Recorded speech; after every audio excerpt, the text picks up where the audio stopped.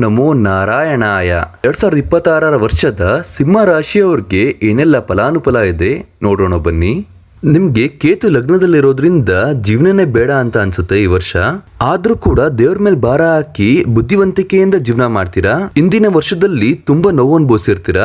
ಈ ವರ್ಷ ನೀವು ಯಾರನ್ನು ಕೂಡ ನಂಬಲ್ಲ, ಸ್ವಾಭಿಮಾನದಿಂದ ಎಲ್ಲಾ ಕೆಲಸಗಳನ್ನು ಕೂಡ ಮಾಡ್ತೀರಾ. ಈ ವರ್ಷ ತುಂಬಾ ತಾಳ್ಮೆಯಿಂದ ವ್ಯವಹಾರಗಳನ್ನ ಮಾಡ್ತೀರಾ. ಎಲ್ಲಾ ವ್ಯವಹಾರಗಳು ಕೂಡ ಸಕ್ಸಸ್ ಆಗುತ್ತೆ. ಹಣಕಾಸಿನ ವಿಚಾರದಲ್ಲೂ ಕೂಡ ನಿಮ್ಗೆ ಈ ವರ್ಷ ಸುಧಾರಣೆ ಕಂಡು ಬರುತ್ತೆ. ಮದ್ವೆ ವಿಚಾರದಲ್ಲಿ ಮೋಸ ಹೋಗೋ ಸಾಧ್ಯತೆ ಇದೆ, ಎಚ್ಚರಿಕೆಯಿಂದ ಇರಿ. ಯಾರನ್ನು ಕೂಡ ನೀವು ಬ್ಲೈಂಡ್ ಆಗಿ ನಂಬೇಡಿ. ನಿಮ್ ಮನವ್ರಿಗೆ ಹೇಳ್ದಲೆ ಏನನ್ನು ನೀವು ಡಿಸಿಷನ್ಸ್ ತಗೋಬೇಡಿ. ನಿಮ್ಗೆ ಈ ವರ್ಷ ಫ್ರೆಂಡ್ಶಿಪ್ ಅಲ್ಲಿ ಮತ್ತೆ ರಿಲೇಶನ್ಶಿಪ್ ಅಲ್ಲಿ ಅನುಮಾನಗಳು ಶುರು ಆಗುತ್ತೆ. ಅನುಮಾನ ಪೆದ್ದವರಗಮ್ ಅಂತ ಹೇಳ್ತೀವಿ.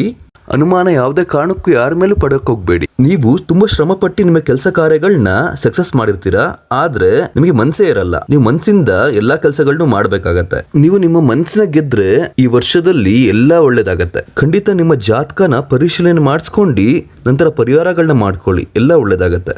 ಈ ವರ್ಷ ತುಂಬಾ ಪ್ರವಾಸಗಳನ್ನು ಕೂಡ ಕೈಗೊಳ್ತೀರಾ. ಯಾರ್ಯಾರು ಭೂಮಿ ಮನೆ ತಗೋಬೇಕು ಅವ್ರಿಗೆಲ್ಲ ಒಳ್ಳೆ ಸಮಯ ಅಂತ ಹೇಳ್ಬೋದು. ಈ ವರ್ಷದಲ್ಲಿ ಬಹಳಷ್ಟು ಶುಭ ಕಾರ್ಯಗಳನ್ನು ನಡೆಸ್ತೀರಾ.